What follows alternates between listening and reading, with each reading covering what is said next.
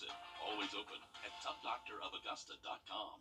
Investigate TV is here. You almost seem speechless. Watch Investigate TV from the station that's on your side. News 12, first at 5, continues. The Green Jackets home opener is getting ready to kick off in a couple of hours, and there's a lot going on tonight. That's where we find News 12's Alyssa Lyons. And Alyssa, what's it like out there right now? I understand the gates are about to open. Oh yeah, you can feel that tension building. Everybody are ready to just run through those gates so they can get one of these. Hold on, let me open it because it is really cute. Look at this towel. 2,000 will get this as soon as they cross the threshold. And look at them, they've all been waiting for hours. We were told the earliest was around 3:45, 4:20 that they first arrived here. The cars are coming in. It's all jam-packed. People are getting off of work. They're ready to just watch some baseball. I mean, is there a better night to do this? It's gorgeous out. The band's playing. Mason Jar's going to be playing till 6:30, 35 minutes before the first pitch. And you know what? When you come out here, you're going to see some new faces. We have a new manager this year, Cody Gabella. He was drafted from the Braves out of high school before he went and spent some time from the Padres and then came back to Augusta for the first time since 2010. So you're going to see him out here. We're also going to have some of those new lights on the clubhouse. Clubhouse construction started a little bit more than like a month ago, so you're going to see some new features on that. And the gates have now just opened. Here they come. Come on in. I guess, or just wait a few seconds. I guess they got to get ready because look at these towels in their hands. They're ready just to, throw them out and get them going. They've been waiting all year for this. Last year they set an attendance record, around 4,000 fans per game last year. That was not only the single A record, but the franchise record. So these fans are just up and coming. They are ready for some baseball to get started. Look at them. They're just so excited. You guys ready for some baseball? Woo! All right. Some of them already in their gear too. And they're also honoring the millionth fan tonight. So it's open for everybody. It's going to be a raffle. You're going to get one of those Augusta prize packs, some other prizes, and you're going to get a million pennies. That's going to be around $10,000. It's going to be a heck of a night. We're going to find Anthony Carpino. He's across the way somewhere. He's enjoying some food, I think. Anthony, what you got going on, buddy? Yes. Hey, I am inside the gates right now, so I'm looking down the way a little bit. I see all the folks coming in, of course, opening day, Alyssa, so everybody's excited for baseball. But along with baseball, you need to have some good baseball food. So we're here at the concession stands. And guys, I think I'm gonna order some food with you guys. So there is a new system in place, so you can't use cash anymore. So what you want to do is take out that good old debit or credit card. I'm gonna give this to, what was your name again? Miss Rhonda? Nice to meet you, Miss Rhonda. All right, can I do a popcorn, please? Awesome. So again, guys, there is no cash anymore for this season here. But what you can do is if you only have cash on you, you can go down to the gift shop, and there's actually a machine in there that will print out an ATM card for you guys, and that's how you can end up using some of those around there a little bit. So make sure you go there and kind of check it out. Alrighty. All right. Thank you. Thank you. Someone does it for you? You have to go to the advanced ticket window. All right. The advanced ticket window. My mistake. Thank you so much. Popcorn, all right, we're ready to go. I'm gonna get a hot dog a little bit later on. We're gonna be out here all night, guys, having a fantastic time. Make sure you come out, say hi to everybody, and the weather is fantastic for a night like this. We got nice clear skies right now. Temperatures are in the 70s. Riley, what can we expect as we go through the rest of this evening and over the next few days? We got a nice stretch of good weather here. Absolutely, Anthony. It looks like a lot of fun out there at SRP Park tonight, and the weather is going to cooperate with us. We're warm in the 70s at the moment. We will be falling off into the 50s towards the end of game time, but a fantastic evening for opening night. Definitely looks like they're going to have a lot of fun on the river heading into tonight. Now, if you miss the game tonight, they are going to continue through most of the week. I believe they actually have SRP Park, where News 12's Nick Veland has been talking with surrounding businesses about the impact baseball season will bring. And Nick, we know they're excited for things to kick off tonight. Oh yeah, Will, and I mean everyone's excited here. You see the fans are still piling in here at SRP Park as fans are just excited for first pitch. But the local businesses surrounding SRP Park are excited for these fans to possibly get their first bite or possibly their first purchase in their businesses as fans are starting to pile into Riverside Village.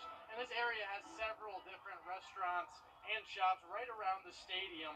Coming off the heels of tournament week, both Rio Cantina and Southbound Barbecue are gearing up for another major time of the year. The baseball seasons mean more foot traffic, which means more profits. Rio Cantina has been here since 2018, where an SRP Park opened, and they say that they rely on Green Jackets baseball. It's being slow. Yeah, it's being slow in the winter. We were expecting the games because it brings a lot of people to us and it's good business to us. And we love the baseball game as well. Excited the game is back, so we're ready for it. We're just expecting all the people to be here. And coming up all new on News 12 at 6 o'clock, we'll hear more from these businesses on what they're doing to gear up when first pitch comes around. All right, thanks for that update there, Nick. A lot of people showing up to SRP Park tonight. Well, the Democratic National Convention is picking Chicago over Atlanta. As Abby Kasoris reports, several figures are highlighting how it was still great that Atlanta is competitive for events like this. The last and only time the Democratic National Convention was held here in Georgia was in 1988 here at State Farm Arena. For months, Democrats have been lobbying to bring a win to their state.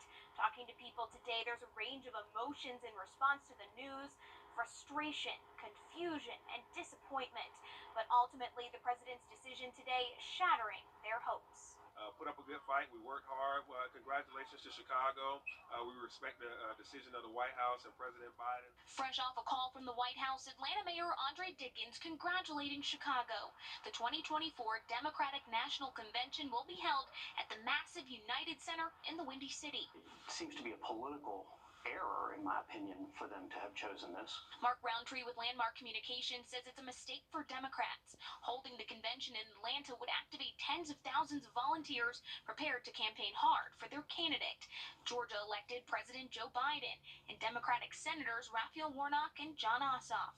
The advantage to picking Atlanta is that it represents a state that is arguably the top swing state in the country now. Illinois Governor J.B. Pritzker promised to cover the bill if Chicago was picked. Roundtree predicts the money could have swayed the DNC.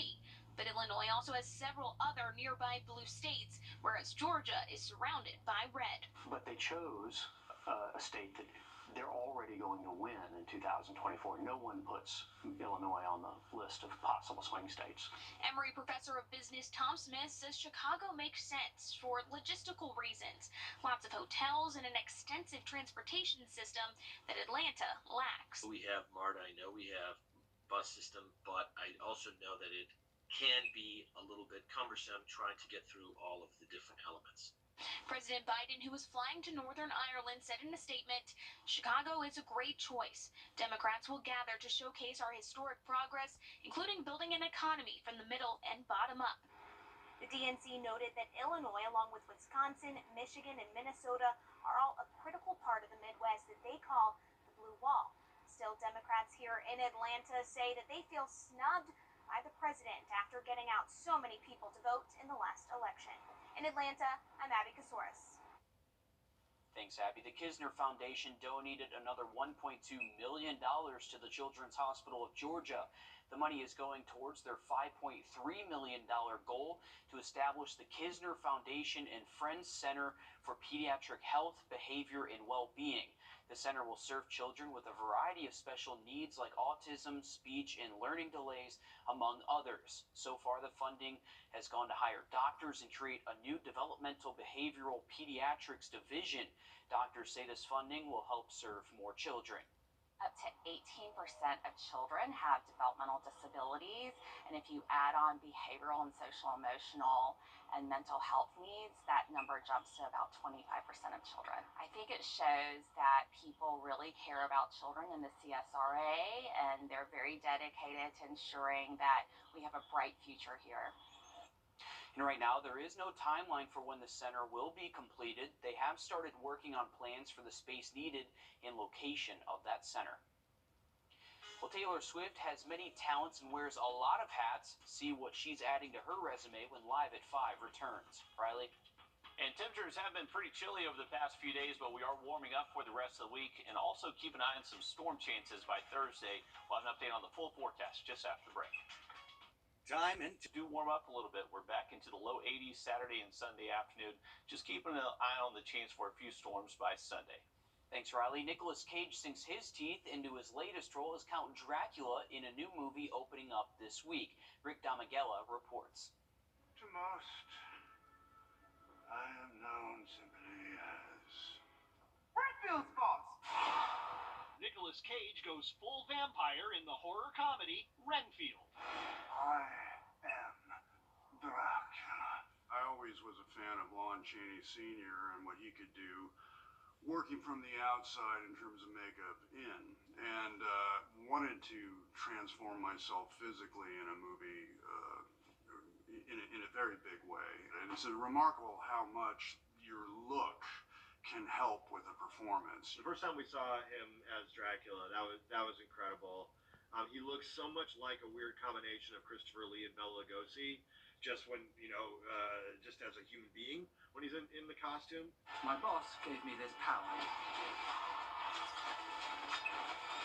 In return, I tend to his needs, including care, feeding. The movie takes a modern approach at examining the dysfunctional relationship between Dracula and Renfield. Dracula had been done 1,000 different ways, and I wanted to try and find like a unique angle from which to view the character from. Renfield, this is codependency 101. That's a very serious topic within this film, is this codependent relationship and how these two characters rely on each other, but also kind of have this quite abusive, toxic environment that they've been living in for maybe 100 years together. Now, let's eat.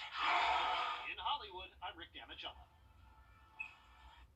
Well, singer, songwriter, producer, actress Taylor Swift already has plenty of titles. Now Florida City wants to give her another one. The mayor of Tampa announced on social media the city's welcoming the pop star's tour to their area by giving her a key to the city and making her honorary mayor for the day. The city has already changed its official Twitter account to read City of Tampa Taylor's version. Swift stops in Tampa Bay for a 3-day concert series as part of her Eras tour starting April 13th. Well, we all have Facebook friends who are constantly getting hacked. Coming up, some common Facebook mistakes that hackers look for to find their targets. First Alert Radar, powered by Jim Hudson Lexus Acura Infinity. Insurance companies make certified pre-owned buying easy.